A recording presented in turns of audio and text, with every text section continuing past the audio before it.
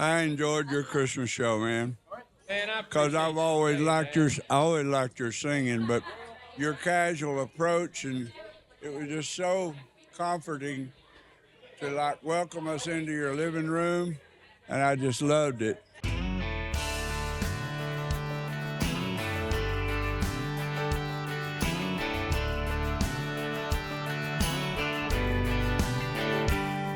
Got a call last night from an old friend's wife, said I hate to bother you. Well, Johnny Ray fell off the wagon, he's been gone all afternoon. That was the last thing that me and my wife went to, was the last show we went to. And we went with Jeannie and Gene. Yep. And Jeannie and Gene went the last 4 Christmases, they celebrated their anniversary with us. I knew that y'all were really close, and yeah, man, that's better. And that's so funny that you'd sit down and say that, because that was one of the very first things I wanted to say to you today, is that, man, it meant so much to me that y'all came out there to see that show. Thank you. I love Christmas anyhow, and we had so much fun working out there 3 years in a row. Right. And I just loved your welcoming everybody into your living room. It's so easy going and comfortable, and you were so at ease with the people. Thank you. It was.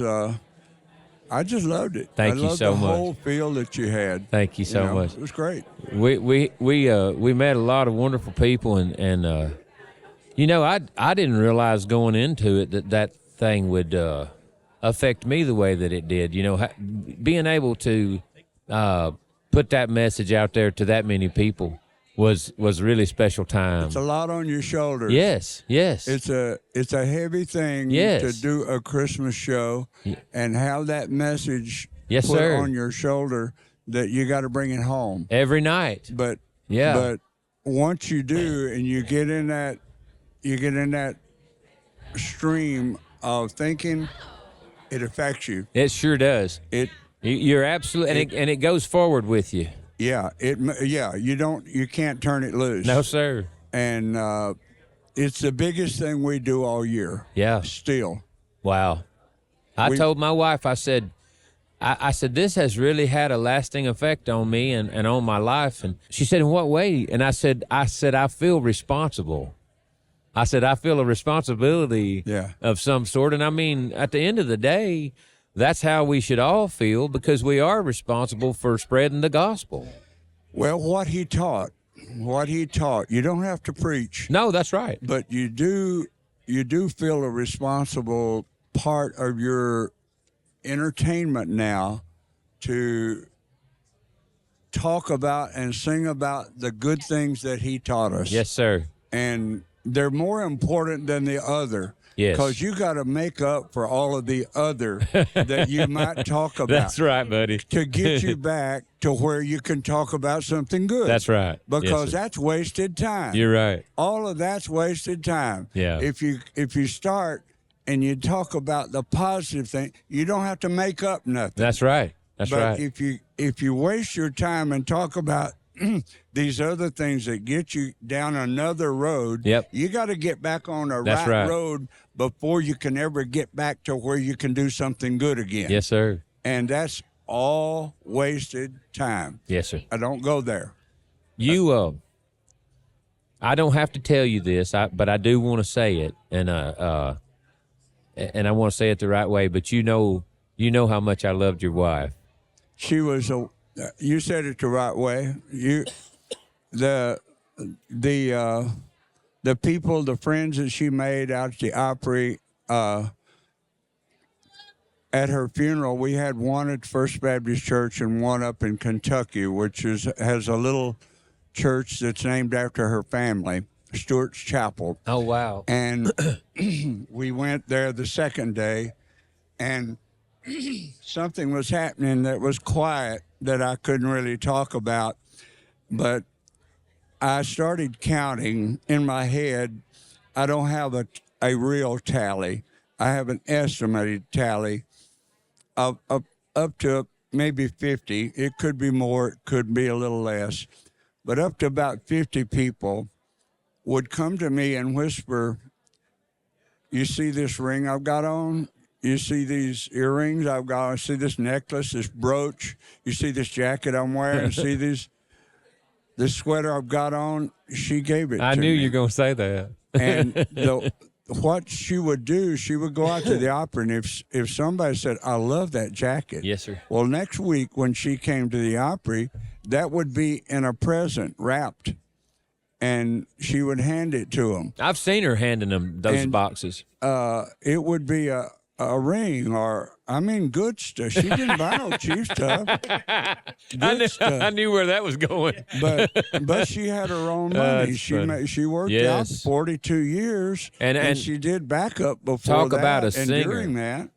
And we were doing pretty good ourselves during that, so she didn't need my money to do it, so to speak. I paid bills, and I think she gave all of her money away. I really do. I think I have brought about 10 people into Norley's closets to give away Wow. shoes and clothes. You can't tell there's been anything missing. Right. She had a gift room for gifts for everybody from baby all the way up to retirement and graduation, marriage, birthdays, anniversaries, and card. My youngest granddaughter turned 18 today. Yesterday, Jamie, my daughter, told me Talent's birthday is tomorrow, Well, I went back into Norley's gift room, and I found a gift card, a card and an envelope, put some money in it, got her a gift, and walked it up, put her name on it. I didn't have to go to the store or nothing, And I've got one when she graduates from school. Oh, that's a something. ring that's back in the safe. Isn't that that's got her name on it that Norley had put back. I'm telling it's you, an expensive ring. She was a special person, though. She was kind of that way with everything she did. Everything was organized. It was in place. You didn't have to worry about it. Man, I'm just sitting here listening to you talk on that microphone, and I got to say this. That voice is very recognizable. Well, so is yours. And you know what? You still at your age sound amazing in that microphone. It just cuts like a knife, and and that's special, man. I was talking to some people recently about different dates that we've done with you guys and different things. One of my favorite things was the cruise. Oh, man. We had such a good time on the cruise, man. And what a blessing and a treat it has been in my lifetime to get to do this for a living, make music and be blessed in that way.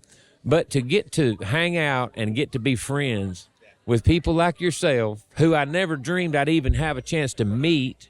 And here I have opened up shows for y'all. And I know, man, it's doing it to me right now. But what a blessing. I feel the same way. I can't listen to that voice. I feel the same way. I love it. I feel the same way about you. Thank you, sir. This is a great business. There's not any other businesses like this, No. really.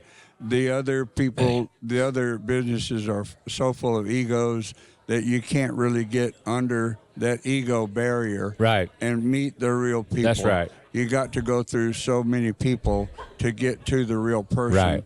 And you never really get to that real person. And it may not be there. Yeah, and it might not be what you want to meet either. Oh, boy, you have know? I. And sometimes you see somebody you really love, you like to get to know them, and you get to know them, you wish you didn't meet that person. You know what? That's something that my grandpa has said to me when I was a kid.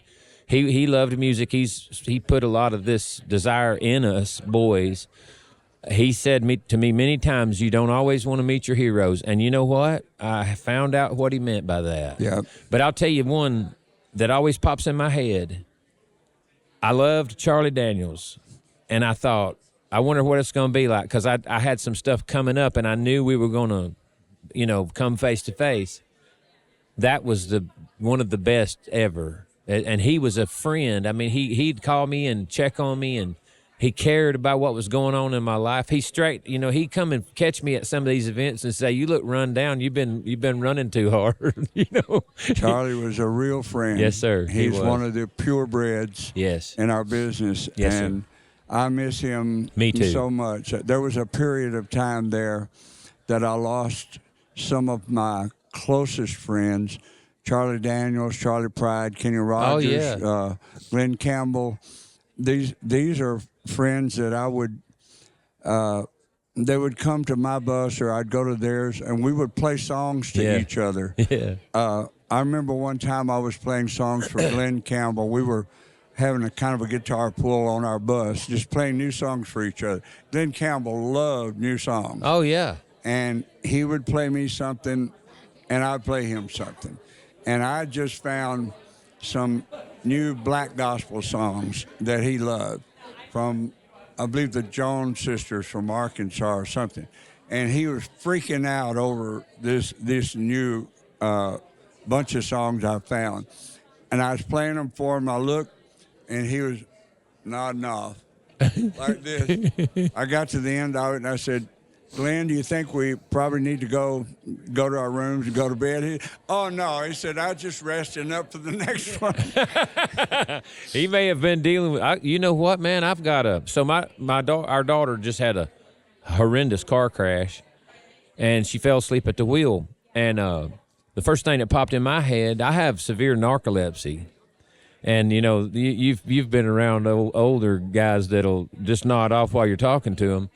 Mine doesn't. I don't typically do that, but it was horrible when I was younger and I was driving, because driving would put me to sleep every time, and I had numerous wrecks. Well, we think that my daughter may have it, and so as soon as she gets healed up all the other injuries and stuff, we're gonna have her. Is there a test for that? Yeah, there's a sleep study.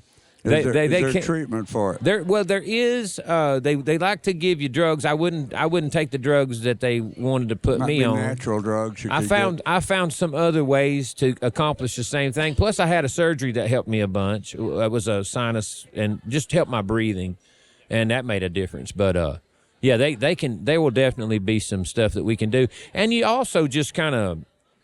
You think ahead a little bit about, okay, I got to travel this afternoon. This is what I don't want to do, and this is what I do want to do. Stay off of caffeine, all that kind of stuff.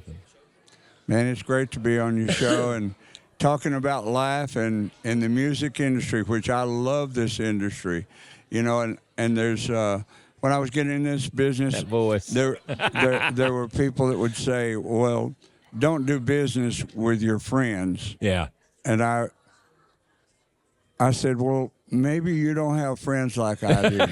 Maybe you've got the wrong friends." God gave me a great gift that He sure did. You don't see, and it's a gift of discernment. Oh, amen. And I can read people a mile off. I can read a crook before he ever says a word to me, and I thank God for that. Yes. But I don't use it in a bad way. Right, But right. It has kept me from a lot of hot checks. Yep. It's kept me from making bad decisions.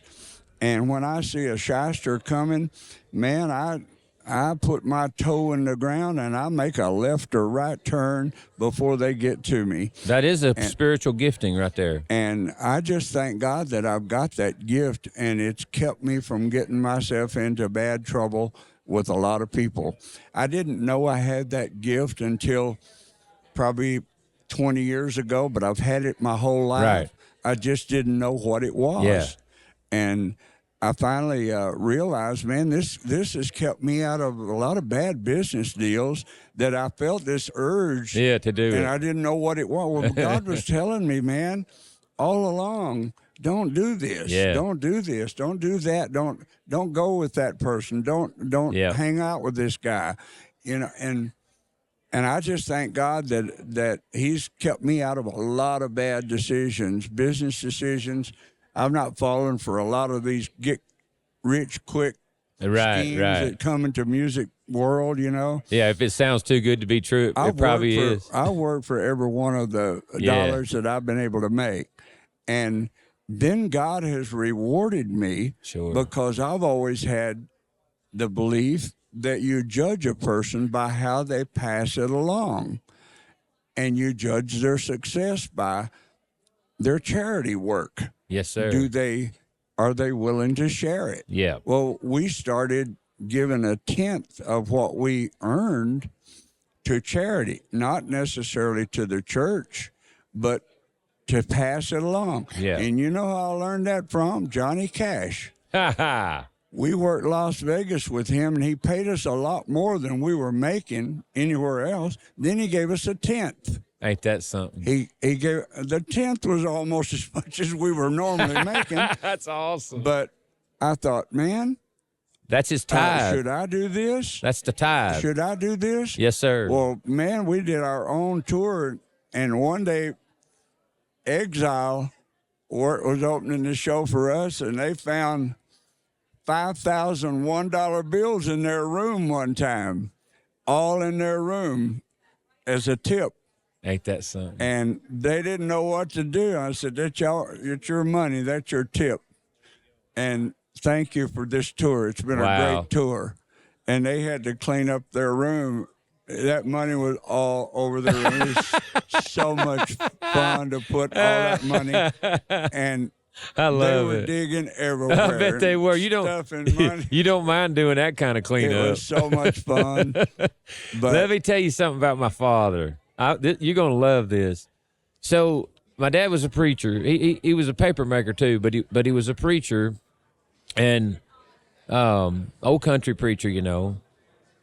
And he didn't preach to us at home about too many things, but tithing was one of his big things.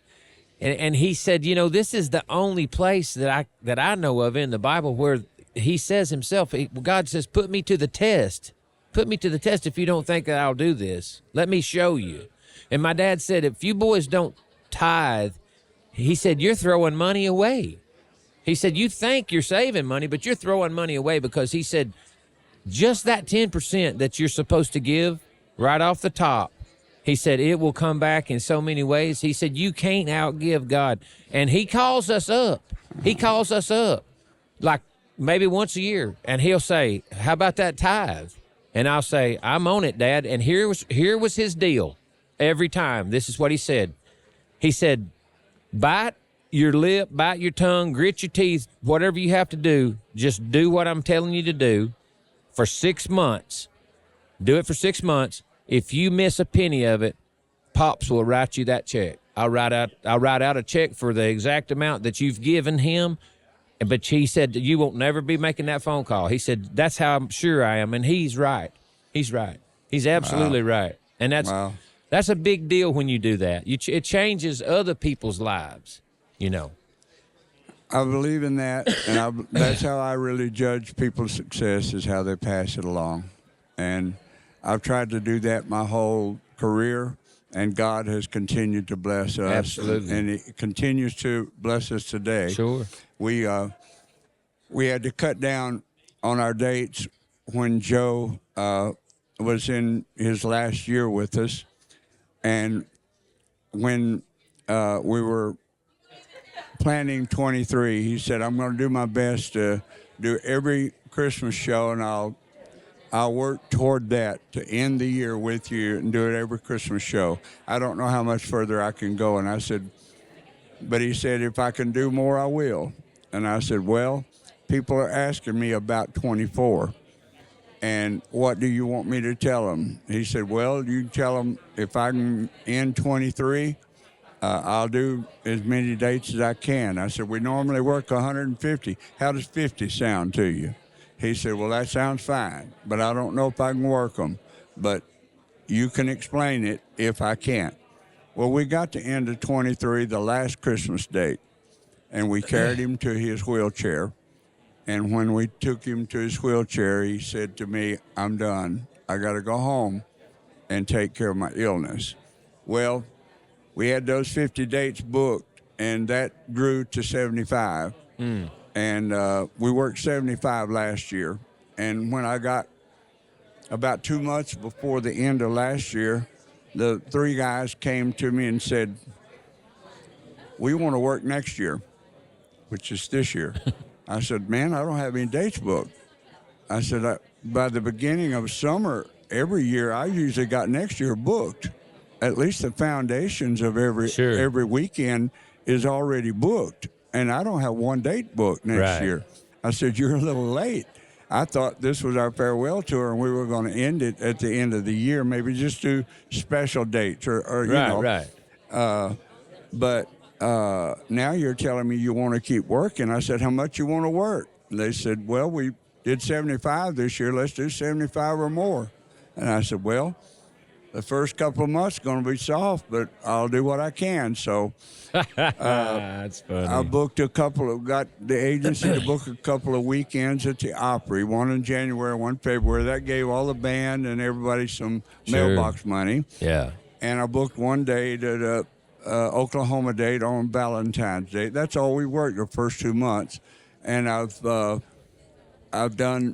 booked a photograph session. You need that all year. Yeah, well, sure. did an album cover, did press pictures, did all kind of photograph stuff you'll need for the whole year. Getting that done, and another press day for all that will last for the whole year. Put that in there. But March we go to work, and we've already got 3/4 of all our dates already booked. And he didn't have no trouble and booking I don't have them. hardly any Christmas dates booked, and that's the biggest time of the year. Right. We'll fill up the rest of it just with Christmas dates. Sure. But they want to work, so I said, well, let's call it the extended farewell tour, and don't put a date on it, and we'll work as long. And I said, we'll just put it in God's hands, and when He says it's enough, we'll quit. And I said, as far as I'm concerned, I don't have anybody to go home to anymore. I'll work as long as my voice stays good. And I don't think you're going to have to worry about that.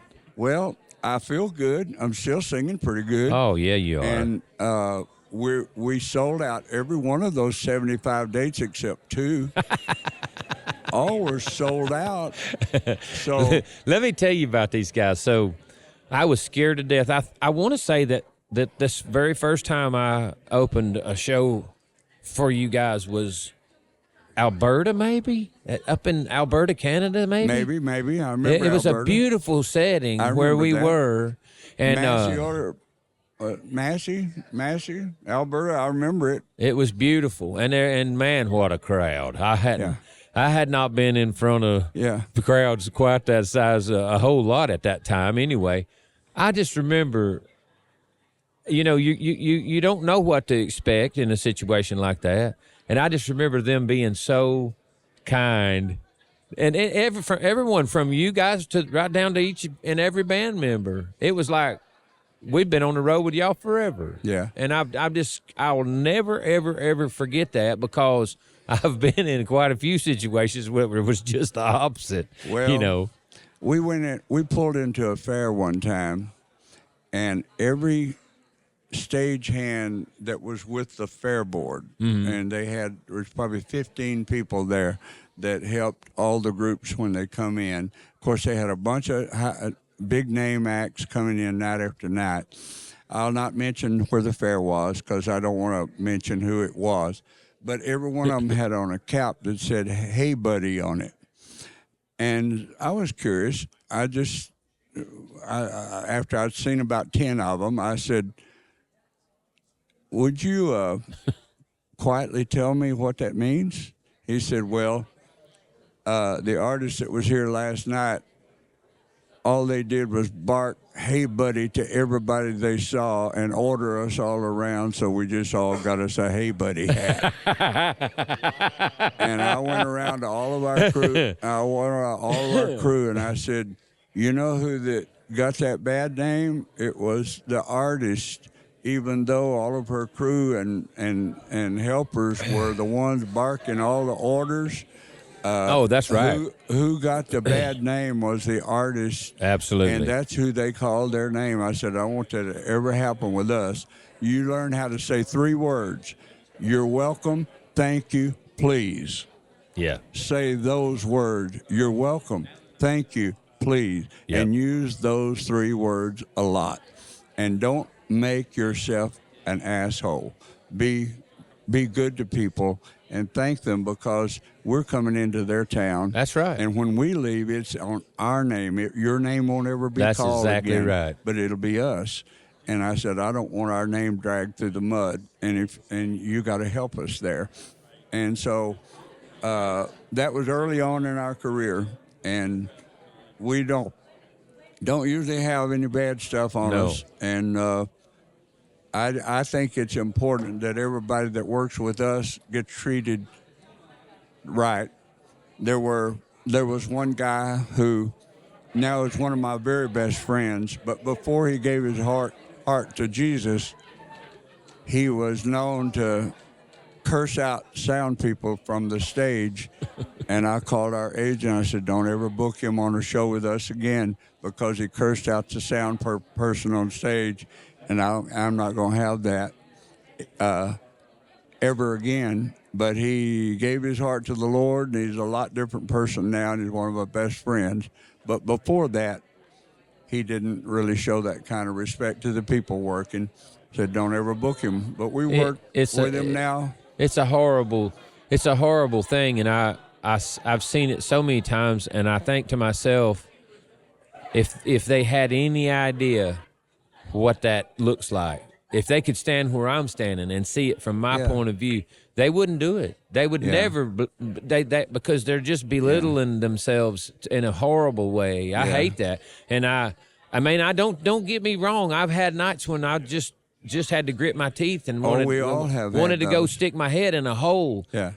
But there's something missing in someone when they have to put that on someone else. Well, that's something. I have this philosophy that I want everybody that comes to our show to feel better when they're leaving than they did when they came. Amen. And if you have to put them through somebody on stage cussing out a sound man or a light man or something, the people don't understand. They didn't come here for that. I want people feeling real good about everything. And the songs that we sing are positive. Yeah. And feel good about yourself. Yes. About everybody you're sitting with. That's right. You know, and if the sound ain't right, throw the microphone away. Go to the edge of the stage and sing without a mic. You know, right? Do something. Whatever it takes. That's right. I've had sound sets go down on us, and us get a guitar and get on the edge of the stage and sit on the edge of the stage and sing without it. That's exactly right. I've done a whole show like that. Yep. And somebody then write letters and say it's the best show you've ever done. Yep. Well, okay. We did a thing in Rogersville, Alabama, on 4th of July. It's been about 4 or 5 years ago, and it came a tornado. Came right through the park, blew. We found our player's keyboard about a half a mile away. Oh, man. And so we made it through the storm, and it just shut down a lot of the power grid and everything. And I told them old boys, I said, if you can get a flatbed trailer out here, and they had a big, nice stage. It was in the woods. I said, if you can get a flatbed trailer out here, and get right there, that one light pole, if you can get them utility guys to come over here and get power to that pole, get us enough stuff plugged up, we'll do acoustic show off the back of that trailer. Man, it wasn't 15 minutes. They was backing that trailer in there, and I think about 900 people stayed. Wow. And they never stopped talking about it. And that's what you do. That's what makes you the artist that you are and why you're still in the business. And it does more for you than you realize. Yeah, absolutely. Because the people there, they never forget it, but you don't either. No. And had you walked off and left them, you would have worried about it forever. I wouldn't have slept that night. Yeah, it would have been in your crawl. Yes, sir. And it makes you what you are today. I love you, brother. I love you, too. Yes, and I sir. loved your Christmas show. Thank you. And I've always loved your artistry. Thank you. Your voice, if it comes on the radio, which you and our artistry sometimes doesn't get played on a lot of radio. That's right. But when I hear your voice, you wake me up in the middle of the night, and I know who it is. That means a lot to me, man. And you have that. As soon as you started talking on that microphone, I just got chills because, so many of those hit songs. And I'm going to tell you, Duane, it's still working good, buddy. It sounds amazing. Yes, sir. I still love to sing. I know you do. I love the business. Love you guys. We love you the too. Good Lord above for giving us this chance to be together. Yes, sir. God bless you. Sounds Like Life is a Rivertown Media production. Hosted by Darryl Worley, produced and edited by Mike Murphy, talent manager Julianne Drennan, executive producers Paul and Ashley Perry.